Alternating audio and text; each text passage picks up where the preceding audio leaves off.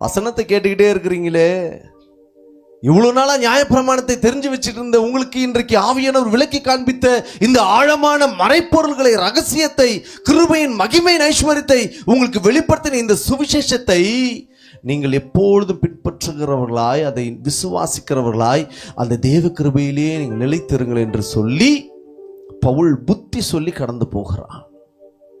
சபைகள் இன்றைக்கு புத்தி சொல்லி கொடுத்தா, சபையில் இருக்கிற இன்னைக்கு இருக்கிற யங்ஸ்டர்ஸுக்காக நான் சொல்றேன், பாஸ்டருங்க ஏதாவது சத்தியத்தை, தம்பி தங்கச்சி இந்த காரியத்தை செய்யாத, இது வேண்டாம், ஜெபம் பண்ணி தேவ சமூகத்தில் காத்திருந்து முடிவெடுத்துக்கொள் என்று புத்தி சொன்னால், பாஸ்டரை பார்த்து இன்னைக்கு நம்ம யங்ஸ்டர்ஸ்லாம் சொல்ற வார்த்தை, பாஸ்டர் சரியான பூமரியா, கிரிஞ்சா பேசுறாரு பாஸ்டர், எங்களுக்கு தெரியாதா, நாங்கள் படித்த படிப்பு என்ன, எங்களுக்கு இருக்கிற அனுபவம் என்ன, நாங்கள் பார்க்குற காரியம் என்ன, சும்மா எதுக்கத்தாலும் பாஸ்டர் ஏதாவது ஒன்று சொல்றாரு. No no no no.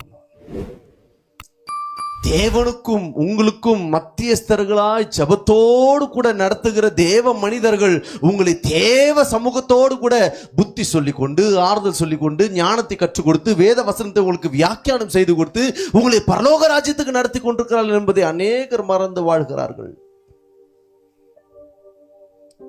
போதகர் கடினமாய் பேசிவிட்டால், அதை புத்தி சொல்லும் பொழுது கடினமாய் வார்த்தைகளை பேசும் பொழுது அது ஆவியானவர் அவர் உள்ளத்தில் இருந்து பேசுகிறார் என்பதை அநேகர் மறுக்கிறார்கள். பாஸ்டர் என்னைய கார்னர் பண்றாங்க, தப்பா எடுத்துக்காதீங்க. எங்களுக்கு யாரையும் கார்னர் பண்ணி என்கவுண்டர் பண்ற வேலைலாம் எங்களுக்கு கிடையாது. நீங்க எப்படியாகிலும் தேவன் எப்படி இருக்கிறாரோ அந்த சாயலுக்கு மாறும்படிக்கு நாங்கள் வசனத்தை அப்படியே உள்ள இடத்துல கடத்துகிறோமே ஒழிய எந்த ஒரு உள்நோக்கம் உங்களை குறித்து எங்களுக்கு கிடையவே கிடையாது. ஒரு நோக்கம் இருக்கு, உங்க ஆத்மாவை மேல போய் நிப்பாட்டிட்டு உண்மையும் முத்தமுள்ள ஊழியக்காரனேன்ற ஒரு வார்த்தையை கேட்கறதுக்கு ஆர்வம் இருக்கிறது. ஆமென் சொல்லுங்களேன். அல்லேலூயா.